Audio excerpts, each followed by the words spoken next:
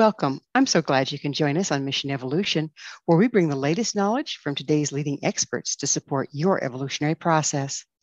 I'm your host, Gwilda Wiyaka. This hour will explore the healing field and spiritual evolution. Healing and spiritual evolution are intimately connected. Evolution requires not only personal healing, but ancestral healing, as many of our blocks are contained in our very DNA. Yet, physical healing is only a small part of the necessary corrections required to embrace our potential. Our energetic makeup is every bit, if not more important, in the larger scheme of things. To address this, we need energy healing. Ironically, to move forward into our evolution, we may need to draw on concepts and energy healing modalities from the ancient past. Joining us from Istanbul, Turkey, to discuss this fascinating topic is Peter Mark Adams. Peter is a professional author that's been fascinated by ancient civilizations, earth mysteries, magic, mythology, and shamanism for over 50 years. He specializes in energy healing using a range of techniques. His latest book is The Power of Healing Field, Energy Medicine, Psi Abilities, and Ancestral Healing. His website, petermarkadams.com. Peter, thanks for joining us on Mission Evolution. Hi there, Gwilda. Thank you very much for inviting me on. Well, it's a wonderful thing. And here you are clear in Turkey and I'm in Colorado, and we're going to bring this stuff together in a good way, I think. So start out with, Peter, your bio didn't say, what is your educational background? My educational background is formal philosophy, that's to say analytic philosophy. 3 years of formal logic, mathematical logic, philosophy of science, the theory of meaning, and of course, epistemology, the theory of knowledge. So it's very hardcore, hard-edged Anglo-American philosophy. So how did you get from there to being interested in energy healing? That's a huge jump, isn't it? I think one incident was more formative for me than almost any number of books. And that was when I first experienced family constellation therapy. I went along as an observer and I got pulled into the most extraordinary world. And it certainly opened my eyes for the first time to the full dimensions of the healing experience and how it seems to operate on so many different planes of existence. Well, now you're trained in quite a few different modalities. Would you mind letting us know what those are? Yeah, primarily variations of breathwork, rebirthing breathwork, integrative breathwork, vivation. Aside from those, I've been practicing Usui Reiki for last, 25 years or so, and graduated from there to good old EFT, the emotional freedom techniques that are nearly universal now, I would guess. Are these modern techniques actually rooted in ancient forms? Certainly, Reiki has a deep tradition throughout Central Asia, all the way through China to Japan. So we have some indigenous forms of hands-on healing here in Turkey. They're passed on through Sufi lineages, certain family traditions. So certainly in that case, they are.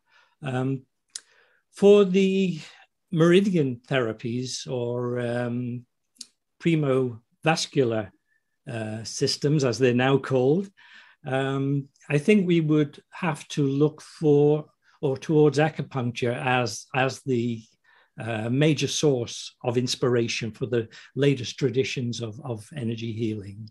So they're essentially modifications of acupuncture. And how about breath work? That's pretty ancient as well, isn't it? That is probably the most ancient form of modality for changing awareness and for healing. And of course, it's characteristic of shamanic practice. So I suspect it probably goes back to the Paleolithic. So how does it relate to the shamanic practice? I understand the shamanic practice predominantly uses altered state of consciousness, journey trance. How's breath related to that? Yeah. So the main characteristic, if you undergo rebirthing breath work, is that you utilize a circular breathing. As say you inhale and through either nostrils or mouth, and exhale without putting any force into it. So you make a cycle of the breath. And what you find is that very, very quickly, your inner energy starts to climb very highly. You're very quickly moving into an altered state of consciousness through that within 2 or 3 minutes, I would say. So by inner energy, are you talking about brainwaves? Because that's where the consciousness shifts, isn't it? Going from beta to alpha and theta. Okay, what I'm talking about is what we call ki energy, which is stored in the body. It's the energy used in yoga, in the martial arts in the East, and it's directly connected to the breath. So there's an old metaphor from Central Asia, which is to say that the consciousness is like a lame rider, and the energy is like a blind horse. But when you combine the two, you have a movement of consciousness in a dynamic direction. So it's... I'm sorry. So how does this ki energy relate to the meridians, the chakras, the acupuncture points? Are they all interconnected in some way? They are totally interconnected. Yes, the energy is actually a field-like phenomena, but it has a vascular, a primo-vascular system that runs throughout the body. And just I think a year or so ago, they were able to photograph this system. So it is a new addition to our biological anatomy. Okay, it is really there. I understand that in Eastern traditions, the energy fields, Eastern medical traditions, the energy fields were taken more into consideration than they have been here in the West. Is that true? And is that changing? It's certainly true, although there's strong evidence for acupuncture in Europe in the late Bronze Age, if you can imagine. They found a desiccated corpse in the Alps when the snow retreated, and the body is dated to the Bronze Age, and it has a pattern of tattoos on it which directly correspond with the acupuncture, modern acupuncture points that would need to be treated for the physical conditions that body was exhibiting. And that shows that there was a system, not a full system of acupuncture, fully compatible with that in the East, in Europe, at that early date. That's pretty fascinating, isn't it? We've lost track of or if we ever had, how widespread these modalities used to be. What do you see as the value as bringing them back? I think that there are limits on pharmacology, namely the byproducts, the problems with addiction, and the fact that the body is naturally a healing organism. It is what it does itself. So that we need to look for obstructions or blockages to that healing process. And very often we end up treating symptoms in the West and not the root causes. And in our practice, certainly over the last 25 years, the root causes that we have seen for much physical illness has been largely emotional.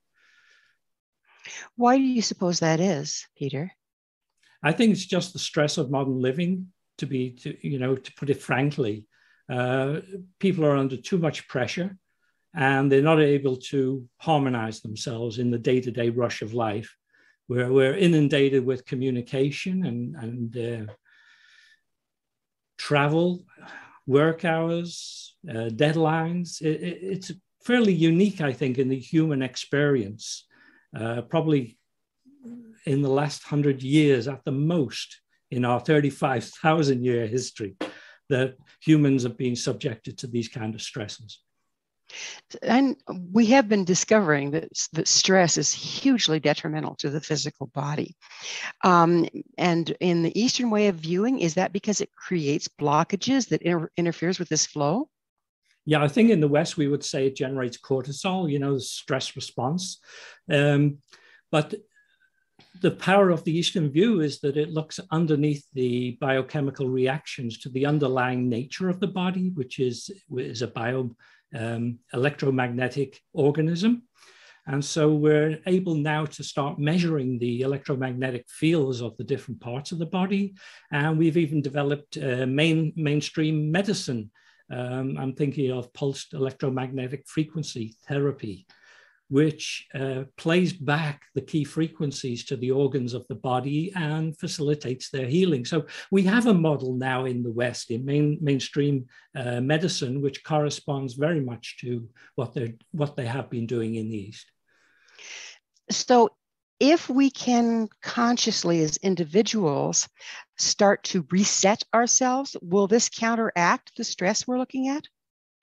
Yeah, I think when you say reset, it's often a question of lifestyle, and that includes exercise and diet as primary components of that.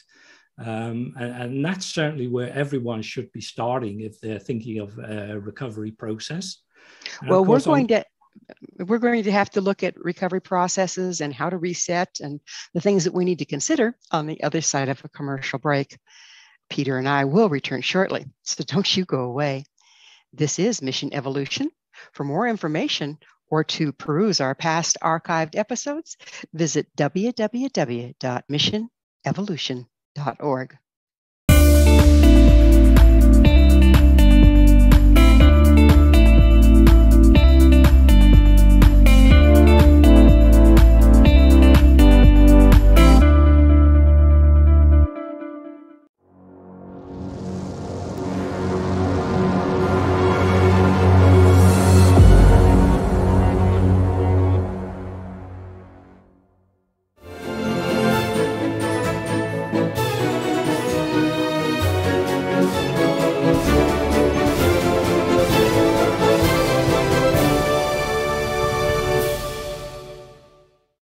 Hello again.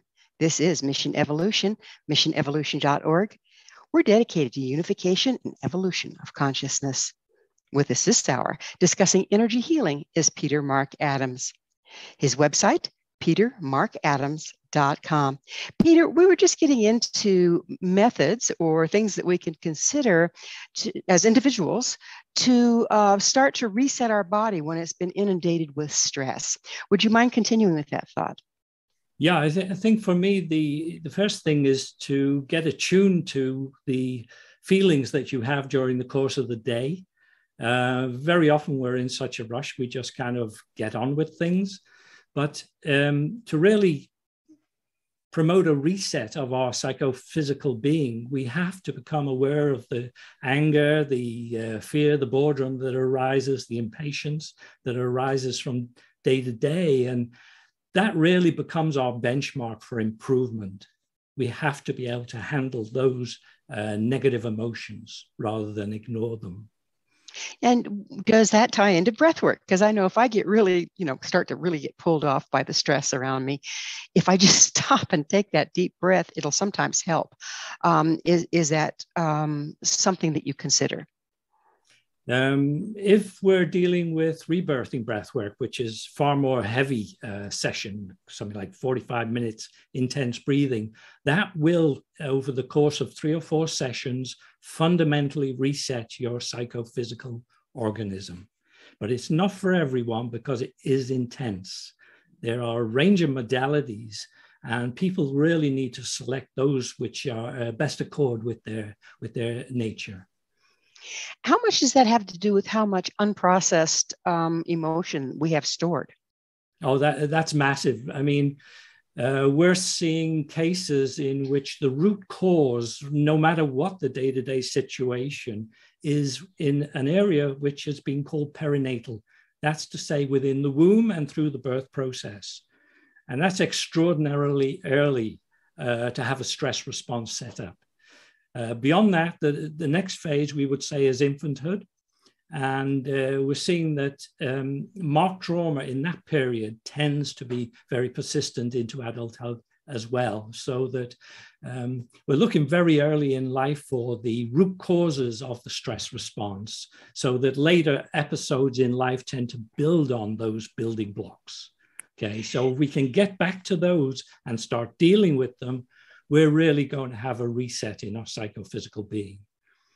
Well, you were speaking about getting to the root cause of things, but if you think about the energy field that surrounds us, that impacts our children, and the stress the adults are under, whether it's the mother with the child in her utero or just the environment of the home, aren't the stressors of our time impacting the children in a negative way?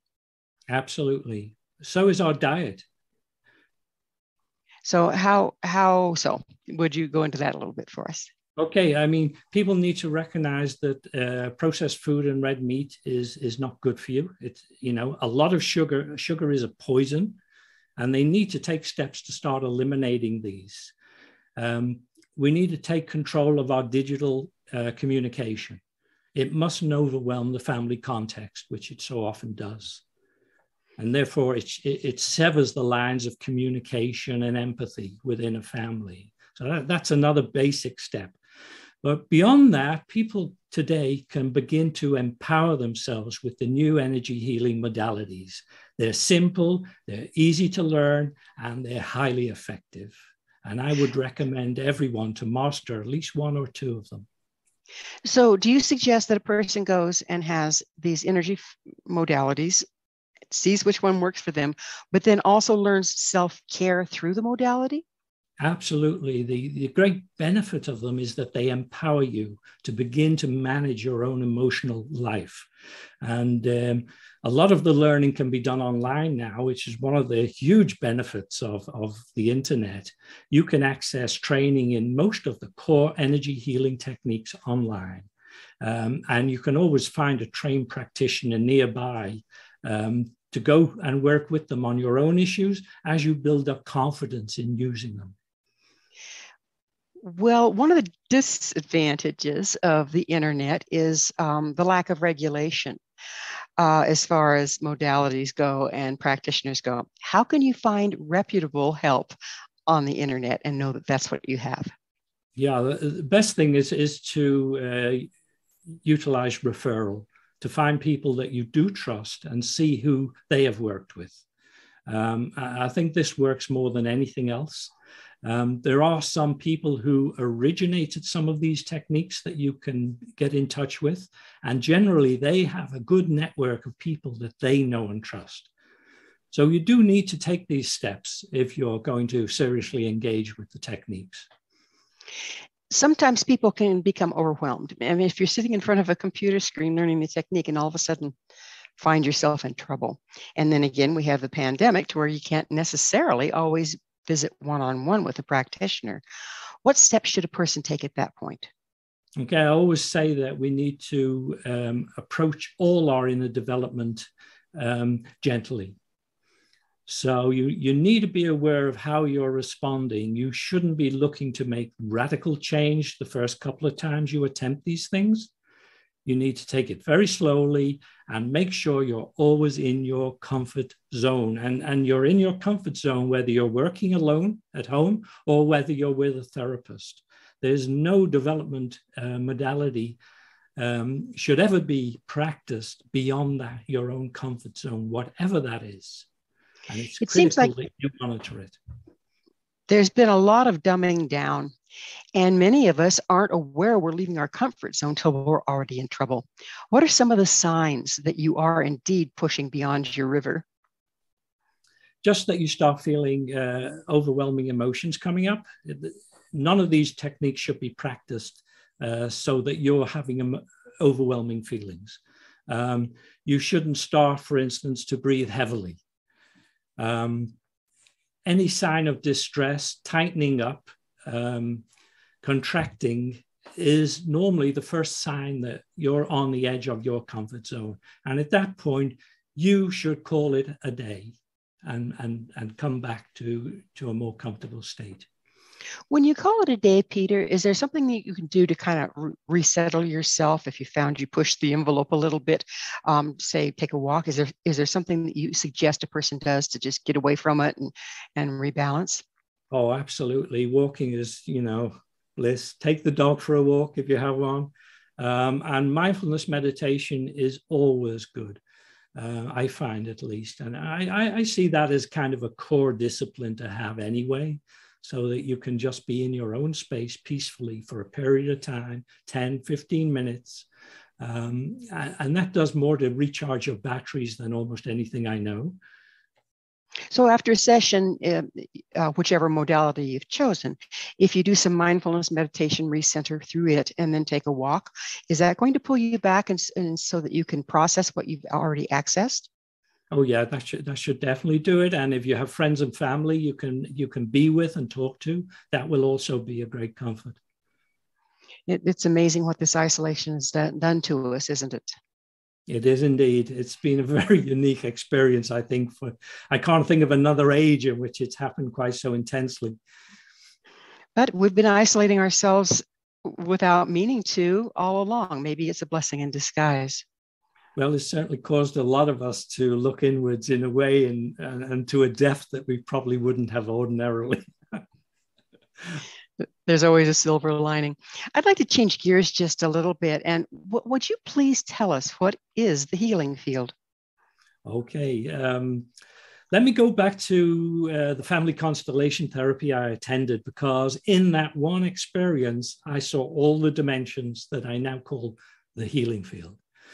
Basically, constellation therapy, you show up, there's a couple of people who want therapy, and there's a group of complete strangers in the room and the therapist.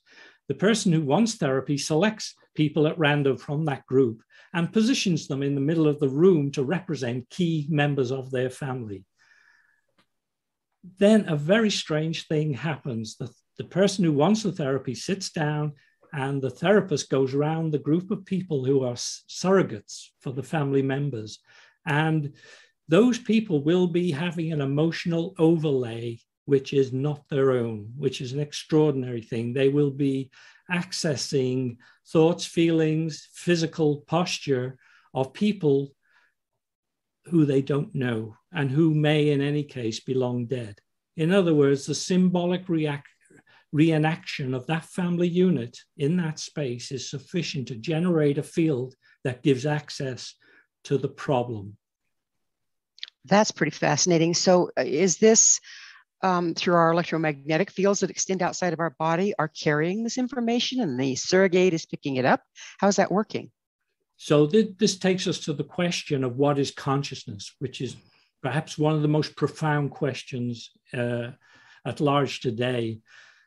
We're at a very interesting juncture in time, in history right now, because there's like 7 major movements converging on a view of consciousness which is quite radically different from one we've lived with for the last 200 to 300 years.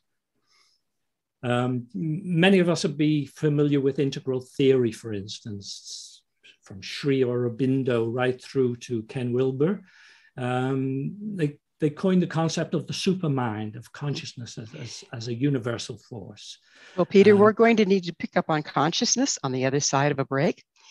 Peter and I will return to our discussion shortly. It's just getting interesting, so you stay right there. This is Mission Evolution. For more information or to find past archived episodes, visit www.missionevolution.org.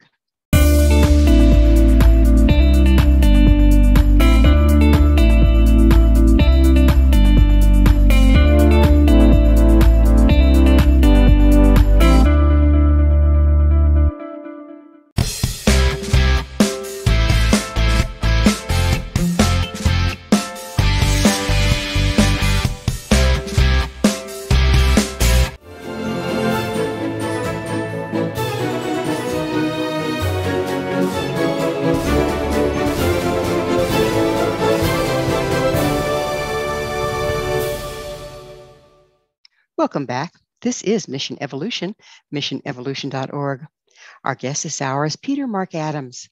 We're speaking about the healing field. His website, petermarkadams.com. Peter, we were broaching a huge topic, a very interesting one, of consciousness. Would you mind continuing where you were? Yes, I was saying that there are kind of 7 major movements afoot today, which are converging on a model of consciousness, which is probably the most ancient one, but one which has been largely forgotten for the past 300 years or so. And I was mentioning the integral theory, that movement from Sri Aurobindo to Ken Wilber. I may mention also transpersonal psychology, another movement. Very much thinking in terms of a universal field of consciousness. What is interesting today is that we have the first evidence coming through that scientists and philosophers are also beginning to converge on the notion that consciousness is a universal factor in reality. And I'm thinking of Rupert Sheldrake's work on what he calls the morphic field.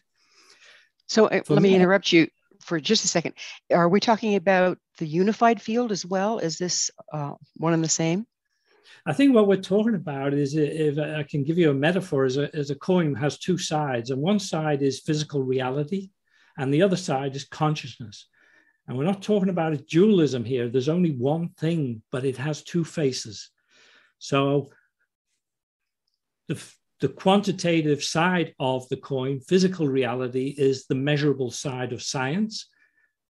The qualitative side of the coin is raw experience, okay? But there's only one coin, and this view is called panpsychism in philosophy.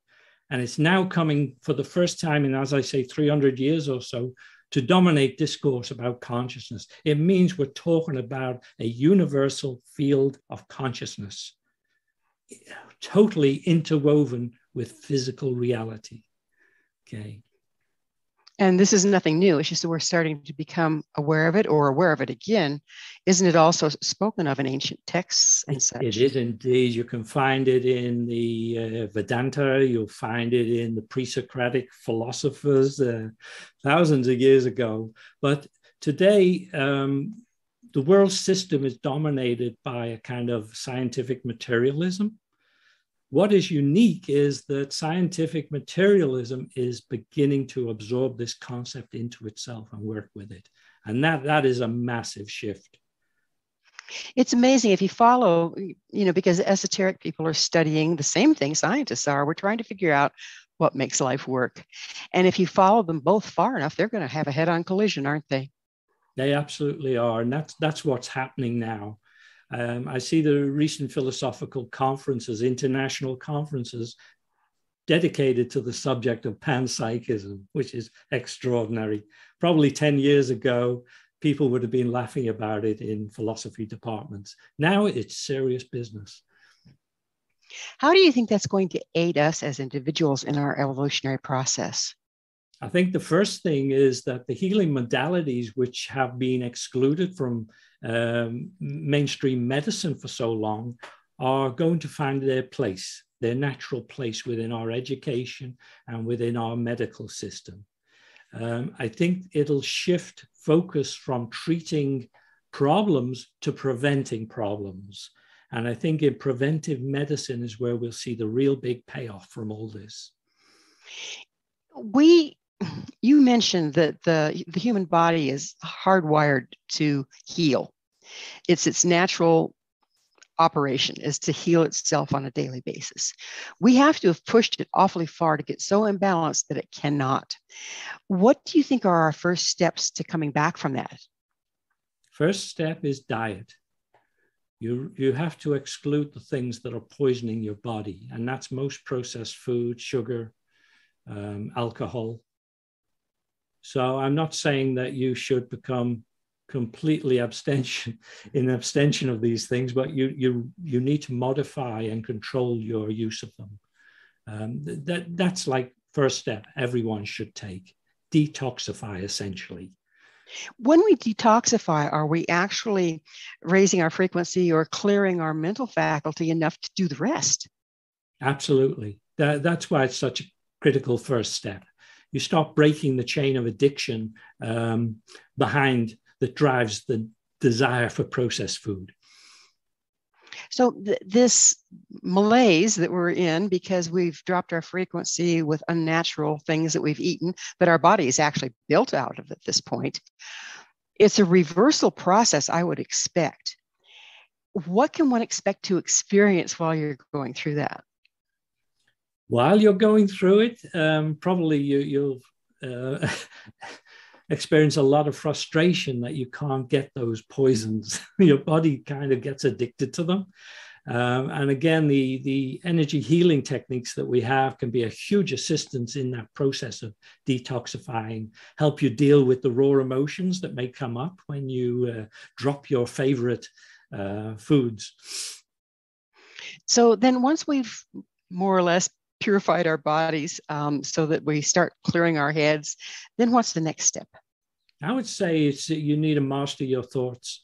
And what I mean by that is most of us have certain negative tapes that start playing like early in the morning or late at night. And these tapes always tell us the same story, same negative story. And what I'd recommend is that whenever you hear one of these tapes starting off, you switch it off. Just like it's a machine, you switch it off, you keep switching it off until it stops playing. And you can achieve that in like a week to 10 days. If you rigorously do so. Refuse to listen to your own library of negative tapes. And where does that library come from, Peter? Oh gosh, it's built up from childhood largely, I think. Early conditioning and traumatic and emotionally upsetting experiences. So we're talking predominantly here today about energy healing. Where does the energy that does the energy healing come from? Okay, it is integral to the life itself. It's in all organic life. The energy can be concentrated, and I think that's what makes it stand out from the background. So that, for instance, when we deal with, say, Reiki or rebirthing breathwork, we have a concentration of energy, and it becomes so intense you can't miss it. But actually, it's there in the background all the time. It's not like you're creating it. You're simply concentrating it for healing. So how do we accurately wield this energy? So a practitioner would be wielding the energy on behalf of someone else, offering it, I take it. How do you, is there some clearing you have to do within yourself before you can accurately wield the energy for someone else? Most of the techniques are well-defined, Gwilda, so that as long as you keep within the protocol, there's no danger. So I don't actually see a problem in that respect. All of us are at some stage of inner cleansing and purification and development. We shouldn't let that become an obstacle to learning, practicing, and even delivering these healing modalities to others, or indeed to your pets, family, and other animals. Is there a kind of a natural checks and balances with this energy? In other words, you can't access more than you can responsibly wield based on how clear you are? I think that's certainly true of Reiki. That's been my experience this last quarter century with it. It's never overwhelming. Rebirthing breathwork is a different kettle of fish because, of course, you're forcing your own breathing rhythm. So that can quickly get out of hand, and you need to be aware of that if you're going to do it. You should never practice alone, for instance. Okay, so Reiki is okay. Rebirthing breathwork should be facilitated. The middle ground of energy techniques, and again, I just mentioned emotional freedom techniques. It's like the great grandfather of energy healing in the West, can be safely practiced by anyone, anytime. I don't know of any downside to that technique whatsoever. How long has that one been around? I mean, we've already ascertained that most of these have drawn on ancient traditions to be formed in the modern format that we find them. How long has that particular one been around? Well, I think it was developed by Gary Craig in the 80s. That's the best man. He developed it from a technique that was being experimented with previously. Certainly by the 80s, he was practicing that. Pretty fascinating. And what nationality was he? He was. Oh, he's American. Yeah. Okay. Interesting. In California, I think. Gary Craig, an incredible figure. And I take it this technique is something that one can learn online as well as get lessons in? Yeah, it's really simple, practical, fast acting. I mean, it's just an amazing, wonderful technique. What does it involve? Is it a breathing technique?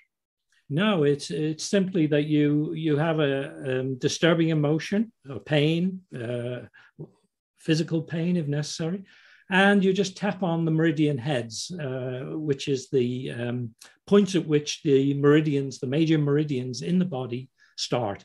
And you just tap on them as you focus on that emotion. And that kinetic action is sufficient to dislodge the emotion. The energy body resets and it's gone. Oh, so this is, and we're just about out of time in this segment, but what you're talking about, some people call tapping, yes? Yeah, absolutely. Pretty fascinating. Well, we do need to take that break. Peter and I will be back shortly to continue our discussion. So don't go away. This is Mission Evolution. For more information or to find archived episodes, visit www.missionevolution.org.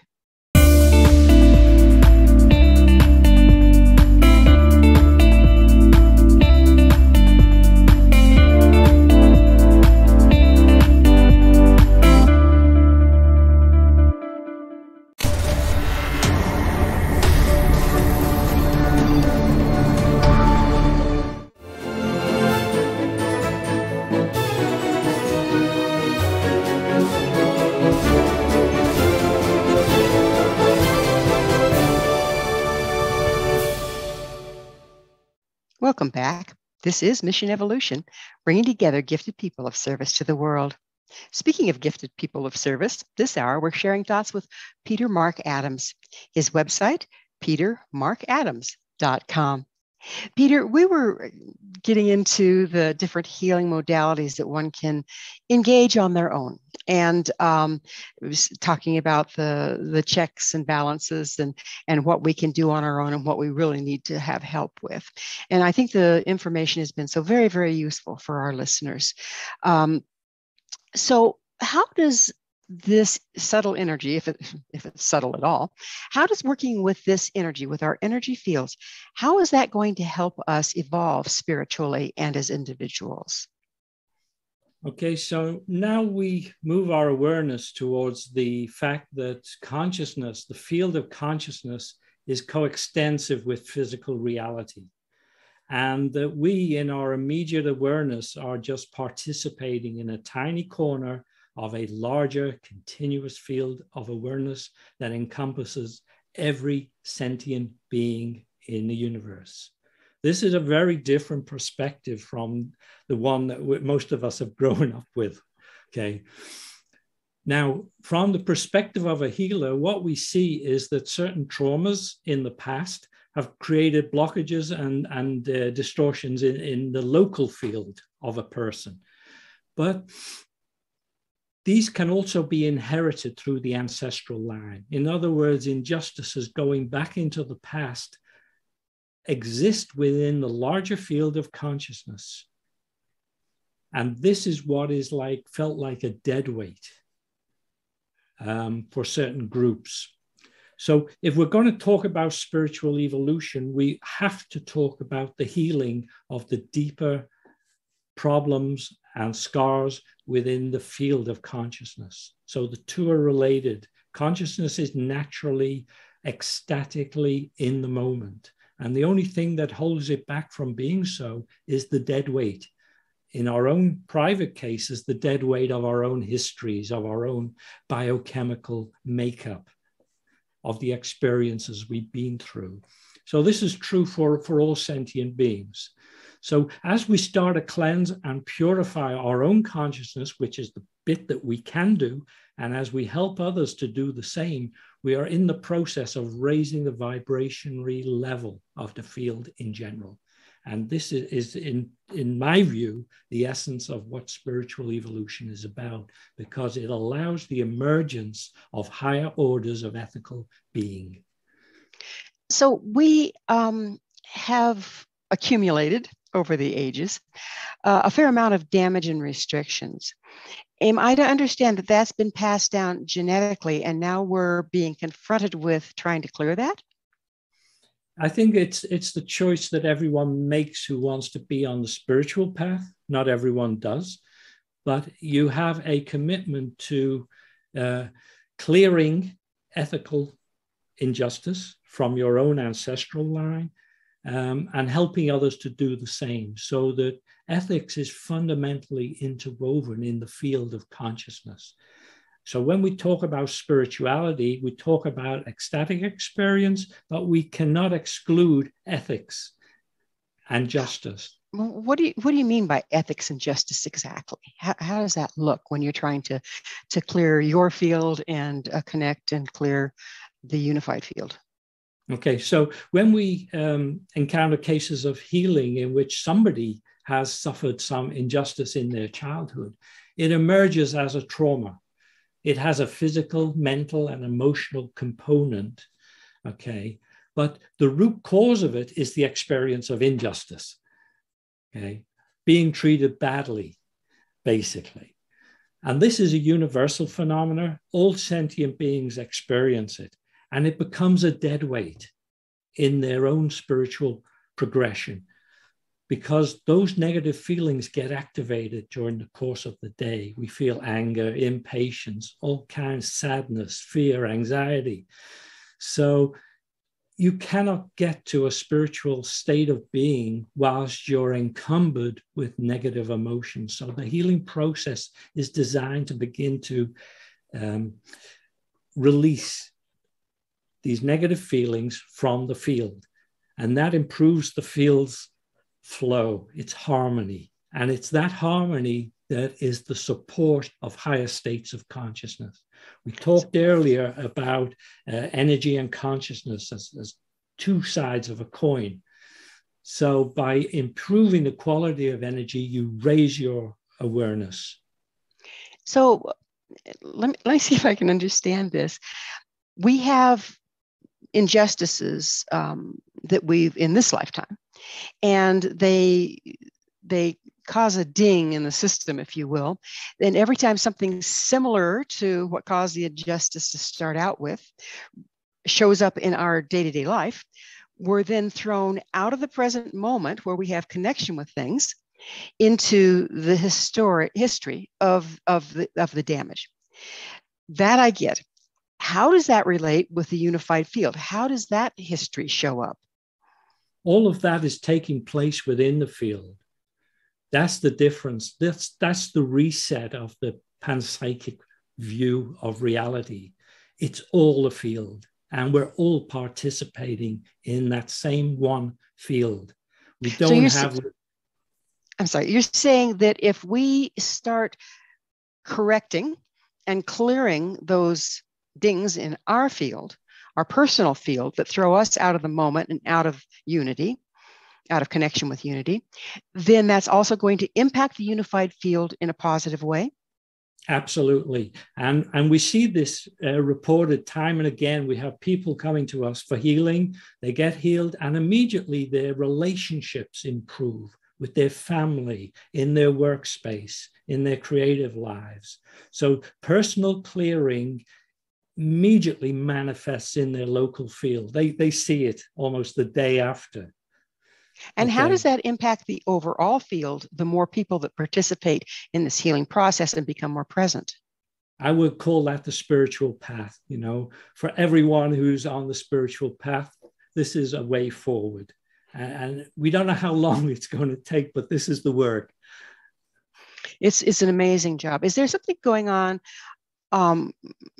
energy-wise, planetary-wise, that's supporting this more now than in times past? I mean, we're talking about things now that weren't even considered 50 years ago, except by very few. Is there something going on that's supporting this at this time? Okay, so if we are accepting the view that the total universe is woven together, all sentient life is within one field of consciousness, then we have to acknowledge perhaps that within that field of consciousness, there's many different grades or levels of order of being. And this is going to be difficult for a lot of people, but in fact, it's been a belief, part of the human belief system since the Paleolithic, that we are accompanied through life by higher order beings. Okay, so that has got very much out of favor in modernity. It is retained in certain traditions like the higher yoga tantra, certainly in shamanism. There's a lot of traditions around it retain this respect for assistance from other dimensions or other orders of being. And I believe that, for instance, with Usui Reiki, we are directly connected to a source of energy, which is not my energy when I give healing. I simply channel it. Okay, Isn't it lovely? Isn't it lovely to recognize that we're really not alone in this and there is assist out there? Yeah. In fact, I can give you a very simple anecdote about this, if you like, Gwilda. I went to see... If it's short, because we're about to run out of time.